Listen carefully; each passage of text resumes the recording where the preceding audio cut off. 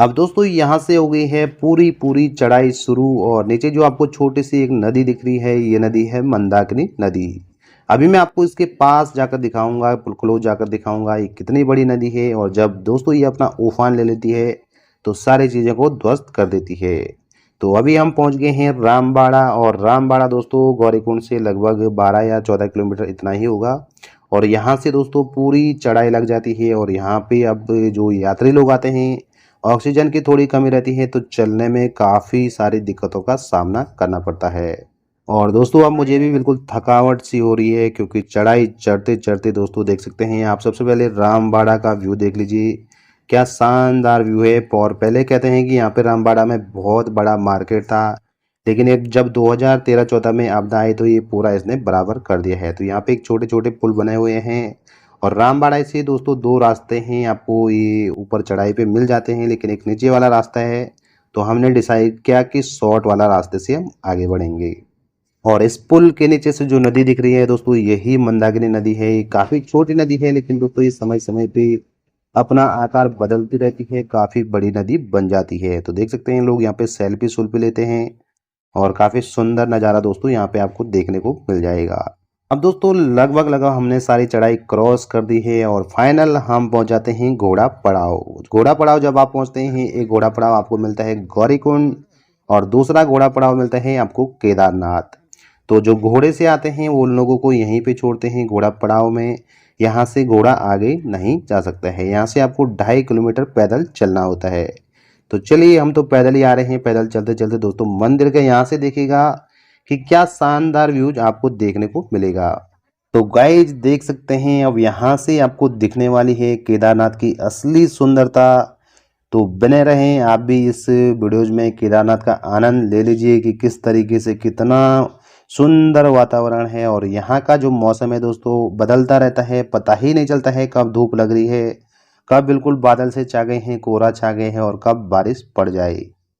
और अगर आप केदारनाथ ट्रैवल से जुड़ी जानकारी लेना चाहते हैं तो हमें इंस्टाग्राम पे फॉलो कर सकते हैं। अब दोस्तों आप देख सकते हैं कि वीडियो में उतना क्लियर नहीं आ रहा होगा, लेकिन मैं चलते चलते वीडियो बना रहा हूँ।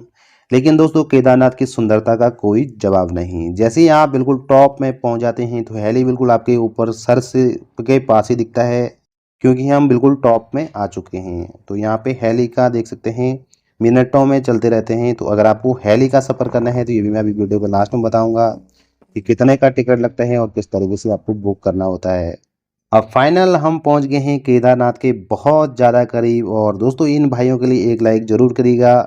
देखिए इतनी चढ़ाई में कितनी मेहनत लगती होगी, 4 लोग लगे हैं, और कुंटल से ज़्यादा भारी आदमी इन्होंने अपने कंधे पर बिठाकर यहाँ तक पहुँचाना है। तो मेहनत तो लगती है, और इनका मेहनत का पैसा तो बनता है दोस्तों। देखिए और यहाँ पे देख सकते हैं काफ़ी सारे कैंप लगे हुए हैं। रात को ठहरने की व्यवस्था इन्हीं कैंपों में होती है, क्योंकि होटल की यहाँ पे उतनी ज़्यादा व्यवस्था नहीं है। और अगर आप दोस्तों होटल बुक करना चाहते हैं तो आपके पास उतना बजट होना चाहिए, क्योंकि हर किसी के बस की यहाँ पे होटल अफोर्ड करना नहीं रहता है।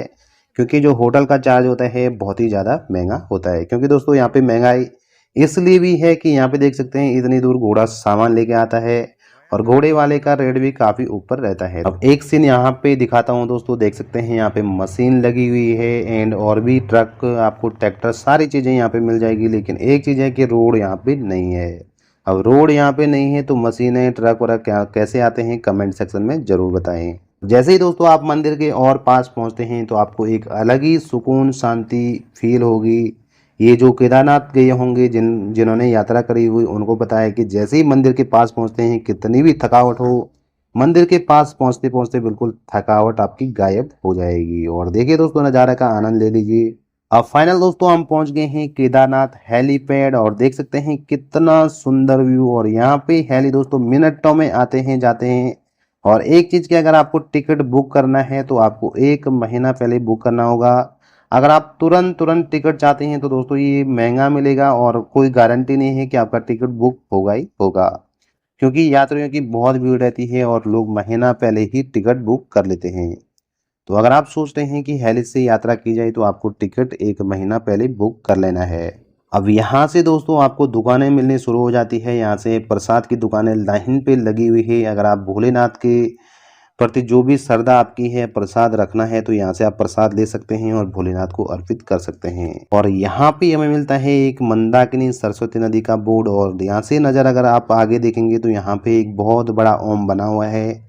मौका मिलता है तो यहाँ पे भी हम जाएंगे, फोटो में आपको दिखाऊंगा या वीडियो ही बना लेंगे।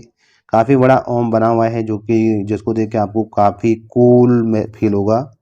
और फाइनल गाइस जो आपका और हमारा सब्र था ये यहाँ से ख़त्म हो जाता है, क्योंकि हमें दिख जाता है, मंदिर के दर्शन हो जाते हैं। देख सकते हैं ऊपर से थोड़ा सा यहाँ पे मंदिर दिख रहा है।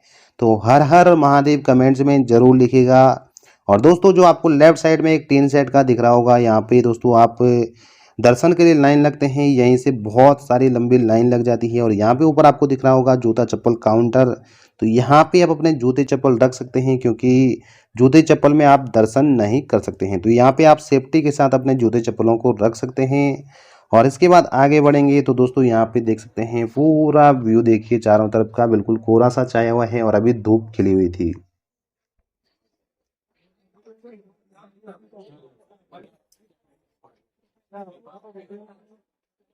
अब दोस्तों जैसे ही आप मंदिर वाले ग्राउंड में पहुंचते हैं, यहाँ से आगे बढ़ते हैं तो यहाँ पे दो द्वार हैं। एक तो आपकी एंट्री होगी और दूसरा यहाँ से आप आउट होंगे, यानी कि एक एंट्री गेट है, एक आउट गेट है। तो यहीं आउट गेट के जस्ट सामने दिखते हैं यहाँ पे 4 गौमुख बने हुए हैं।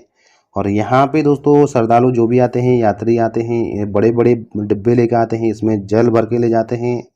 ये जहाँ भी चढ़ाते होंगे इसको, तो यहाँ पे ये शुभ माना जाता है। और यहाँ से दोस्तों आगे बढ़ेंगे अगर, तो यहाँ पे एक त्रिशूल है। इस त्रिशूल पे अगर आप हाथ रखते मन्नत मांगते हैं तो ये भोलेनाथ उनकी पूरी कर देते हैं। जस्ट इन सीढ़ियों से आप ऊपर जाएंगे, एक ग्राउंड है और यहाँ पे दोस्तों आप देखेंगे मंदिर का पूरा व्यू। और यहाँ पे एक बड़ा सा पत्थर आपको दिख रहा होगा। कहा जाता है कि जो 2013-14 की आपदा आई थी, इस पत्थर की वजह से मंदिर बच गया था, क्योंकि पीछे अगर आप देखेंगे तो पूरी तबाही मची हुई है और कंस्ट्रक्शन का भी काम चल रहा है। और ये पत्थर जो लगा है दोस्तों इसी की वजह से, या फिर ये भोलेनाथ की एक शक्ति थी कि यहाँ पे मंदिर को कुछ भी नहीं हुआ। इधर उधर सारी तरफ दोस्तों पूरी तबाही मच गई, लेकिन मंदिर को कुछ भी नहीं हुआ। तो इसे आप भोलेनाथ की शक्ति कह सकते हैं। और यहाँ से दोस्तों अगर मंदिर के थोड़े पीछे से हिस्से से आगे की ओर अगर आप निकलते हैं तो यहाँ पे आपको मिलती है एक बहुत बड़ी समाधि, जो कि है आदि गुरु शंकराचार्य की। तो यहाँ पे आप नीचे देखेंगे कि एक गोल चक्र सा बना हुआ है, मंदिर बना हुआ है, और यात्री यहाँ पे अंदर दर्शन करने गए हैं। और आपको सुनाई दे रहा होगा ओम ओम, जोर जोर से यहाँ पे ये लोग मंत्र इस तरीके से कर रहे हैं।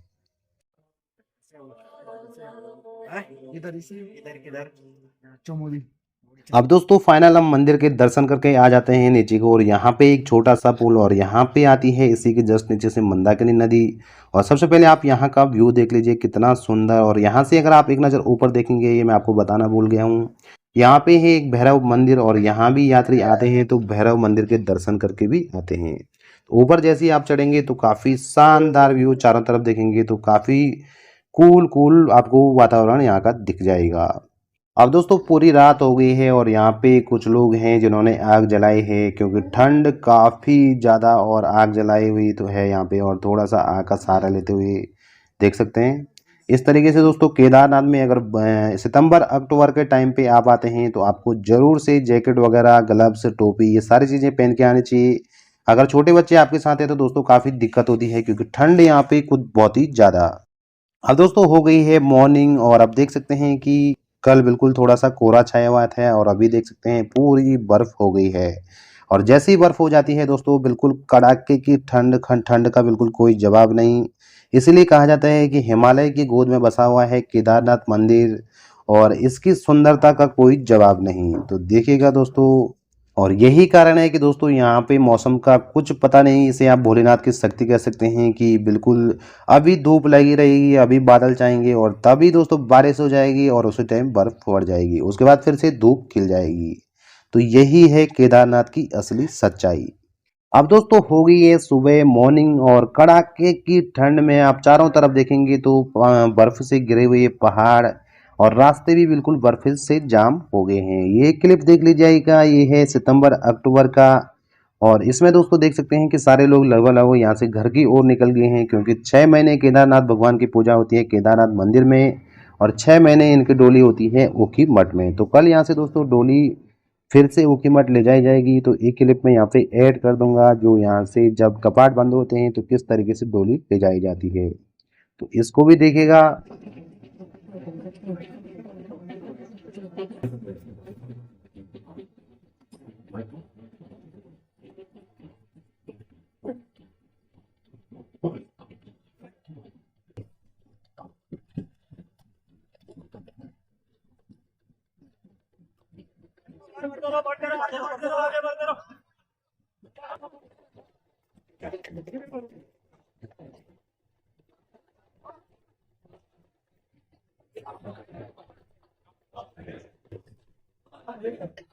और दोस्तों अब आपने देखा होगा कि किस तरीके से यहाँ से जब केदारनाथ के कपाट बंद होते हैं, डोली यहाँ से ऊखीमठ चले जाती है। तो यही है केदारनाथ का पूरा प्रोसेस। मई जून में दोस्तों, मई में 2 अप्रैल को इस बारी केदारनाथ का पाठ खुलेंगे और फिर इसी तरीके से डेली का प्रोसेस चलता है। 6 महीने ऊखीमठ में पूजा होगी और 6 महीने केदारनाथ में पूजा होगी। तो दोस्तों यही है केदारनाथ का पूरा ब्लॉग। आपको कैसा लगा कमेंट सेक्शन में बताएं, वीडियो को लाइक करें। और अगर आप केदारनाथ यात्रा करना चाहते हैं, उससे जुड़ी जानकारी लेना चाहते हैं, तो इंस्टाग्राम पे फॉलो कर सकते हैं, वहाँ पे हम बातचीत कर पाएंगे। तो चलिए दोस्तों, आज के इस वीडियो में इतना ही। आई होप वीडियो आपको पसंद आया होगा। वीडियो पसंद आए तो लाइक शेयर कमेंट जरूर करिएगा। Thank you so much. जय हिंद, जय उत्तराखंड।